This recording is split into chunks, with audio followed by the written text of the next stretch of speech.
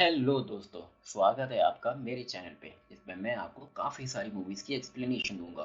तो ज़्यादा टाइम बर्बाद ना करते हुए चलते हैं अपनी पहली मूवी पे। तो कहानी स्टार्ट होती है जेनिफर वॉल्टर्स अपने कैबिन में अपने केस की प्रैक्टिस कर रही होती है, जिसमें टेनिस बार बार उसे टोकता है पर निकी उसे फुल सपोर्ट करती है और उसका मोरल बूस्ट करती है। फिर वो दोनों बाहर जाते हैं और जेन वापस अपने कैबिन में आती है और वहाँ हमें वो पहली बार फोर्थ वॉल ब्रेक करती हुई दिखती है और बताती है कि वो हल्क है। अब वो ये कैसे बनी, वही हमें बताती है एक फ्लैशबैक में। तो कुछ महीने पहले जैन और ब्रूस कार से कहीं जा रहे होते हैं और ब्रूस उसे एक्सप्लेन करता है कि उसने एक डिवाइस बनाया है जो उसे ब्रूस बैनर बने रहने में हेल्प करता है, जिसके जवाब में जैन बोलती है कि एक छोटा जवाब मांगा था, पूरी कहानी नहीं।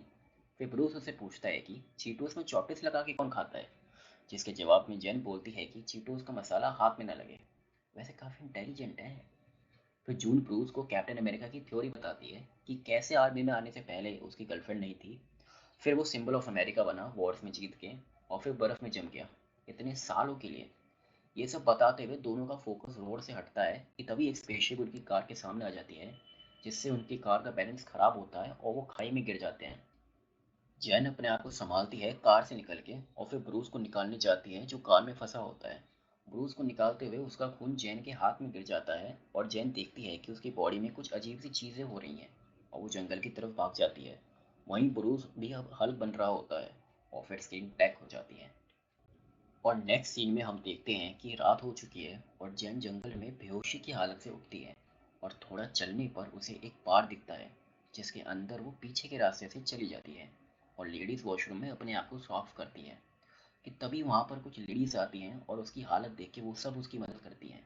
जैन उनसे फोन मांग के ब्रूस को कॉल करती है और नेक्स्ट सीन में वो हमें बार के बाहर ब्रूस का वेट करती हुई दिखती है कि तभी वहां पर कुछ लड़के बार के बाहर आते हैं और जैन को गलत लड़की समझ के उससे बात करते हैं, जिससे जैन बिल्कुल कंफर्टेबल नहीं थी और वो उनसे पीछा छुड़ाती है लेकिन वो उसके पीछे आते हैं।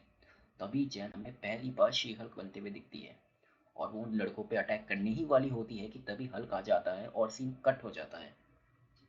नेक्स्ट सीन में हम देखते हैं कि जैन एक बेड पे सोई है और जब वो सो के उठती है वो अपने आप को एक बीच हाउस पर पाती है।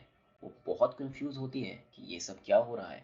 तभी उसे एक म्यूजिक की आवाज़ आती है और वो म्यूजिक को फॉलो करते हुए बेसमेंट में पहुंचती है, जहां वो ब्रूस को देखती है और उससे पूछती है कि तुम फिर हल्क बन गए, जिसके जवाब में ब्रूस बोलता है हल्क नहीं, स्मार्ट हल्क।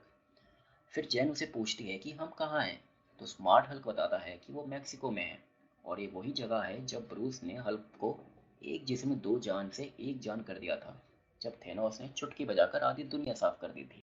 फिर जेन ब्रूस से पूछती है कि क्या वो स्पेसशिप से टकराए थे, जिसका जवाब देते हुए ब्रूस बोलता है कि वो स्पेसशिप सकारन क्लास 8 कोरियर क्राफ्ट था जो शायद कोई मैसेज देने आया था।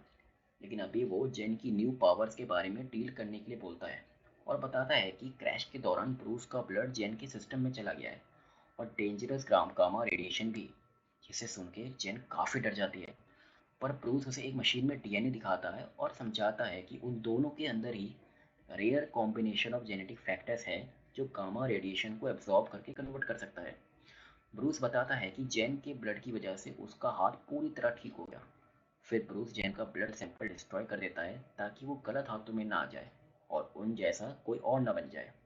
जेन बोलती है कि उसे नॉर्मल कर दो, पर ब्रूस समझाता है कि अब उसे ऐसे ही जीना होगा, हल्क बन के, जिसे सुनकर वो फ्रस्ट्रेट हो जाती है पर ब्रूस समझाने की कोशिश करता है। तभी जेन को थोड़ा अजीब लग सकता है। ब्रूस पूछता है कि क्या हुआ, पर जेन बोल नहीं पाती। जैन अपने पेट में देखती है, उसकी कुछ हलचल मच रही होती है। तभी जैन फिर हमें बहुत सारे पैनकेक्स खाते हुए दिखाई देती है, मतलब लड़की को भूख लग रही थी। ब्रूस जैन को समझाता है कि वो अब तब तक अपनी नॉर्मल लाइफ में वापस नहीं जा सकती जब तक वो हल्क को कंट्रोल करना ना सीख ले। तो जैन पूछती है कि इसमें कितना टाइम लगेगा। ब्रूस बताता है कि कम से कम 15 साल। यह सुन के जैन के तोते उड़ जाते हैं।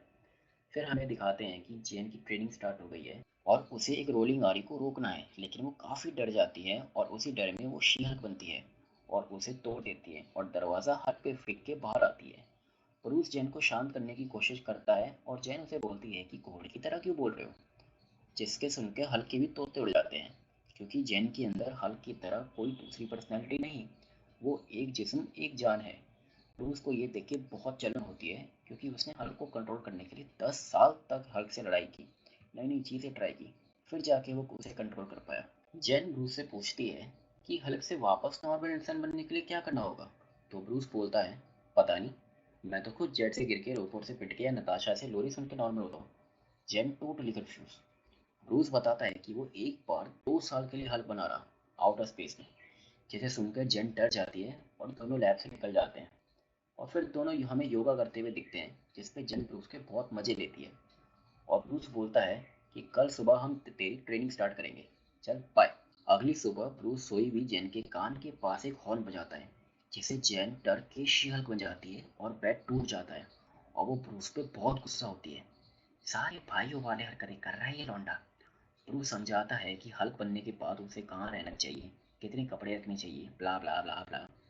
फिर ब्रूस जेन को हल्क को कंट्रोल करने की ट्रेनिंग देता है, जिसमें वो उसे काफी बड़ा पत्थर फेंकने को देता है। और जेन ब्रूस से अच्छा फेंकती है। ब्रूस जलन में पत्थर उठा के स्पेस में फेंक देता है।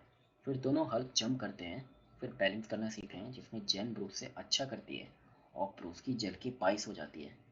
फिर दोनों जमीन में मुक्का मारते हैं और जेन यहाँ पे भी ब्रूस से अच्छा करती है। तो ब्रूस जेन को खाई में फेंक देता है।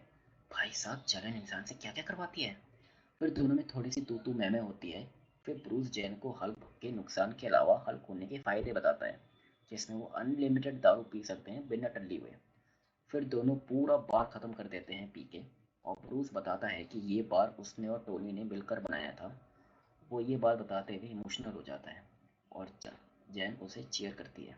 अगले सीन में दिखाते हैं कि जैन को भारी हैंगओवर हो गया है और ब्रूस उसके लिए एक नॉर्मल ड्रिंक बनाता है। और दोनों मेडिटेशन करने जाते हैं, जिसमें जैन पूछती है कि अब हल्क को कंट्रोल कर सकती है, तो क्या अब जाऊं। पर ब्रूस मना कर देता है, ये बोल के कि अभी उसे बहुत कुछ सीखना है। पर जैन कुछ नहीं सुनती, क्योंकि उसने बहुत ही मेहनत से अपना करियर बनाया होता है और वो उसको नहीं खो सकती। वो ब्रूस का ट्रक लेके जा रही होती है, पर ब्रूस उसे जाने नहीं देता। और जैन ब्रूस को ट्रक की मदद से चट्टानों पे फेंक देती है और हमें इन दोनों का फेस ऑफ देखने को मिलता है। और हल्क स्मैश भी। जैन स्टार्टिंग में तो हल्क को पीटती है, पर ब्रूस इजीली उसे हरा देता है और लड़ाई में ब्रूस का बात टूट जाता है। जैन सॉरी बोलती है और दोनों उसे फिक्स करते हैं। करते हुए हमें दोनों की बॉन्ड देखने को मिलती है, जो पहले से और स्ट्रांग हो जाती है। और हल्क उसे परमिशन भी दे देता है कि अगर तुम्हें जाना है तो तुम जा सकती हो। और यहाँ हमें जेन दोबारा फोर्थ वॉल ब्रेक करती हुई दिखती है। फिर जेन वहाँ से चली जाती है, फ्लैशबैक खत्म हो जाता है और जेन बताती है कि तब से वो हल्क नहीं बनी और वो सही थी, ब्रूस गलत। तो चलिए मैं केस जीतने। फिर कोर्ट रूम का सीन आता है, जिसमें लॉयर अपनी क्लोजिंग स्टेटमेंट देते हैं। और जेन का जब चांस आता है, तो वहाँ पे एक रैंडम विलेन आ जाती है, जिसको जेन शी हल्क बन के ईजिली धूल चटा देती है और अपनी क्लोजिंग स्टेटमेंट देते हैं। फिर मिड क्रेडिट सीन आता है, जिसमें हमें दिखाते हैं कि जेन मैक्सिको है और ब्रूस के साथ दोनों बैठक लगाते हैं। और जेन नशे में रो के बोलती है, why Captain America died like this, it's so unfair. वैसे ये सवाल पे डिबेट इतने साल से हो रही है, जिसका जवाब फाइनली हमें मिलता है। और ब्रूस बोलता है कि स्टीव वर्जिन नहीं मरा। और यहाँ पे एपिसोड खत्म।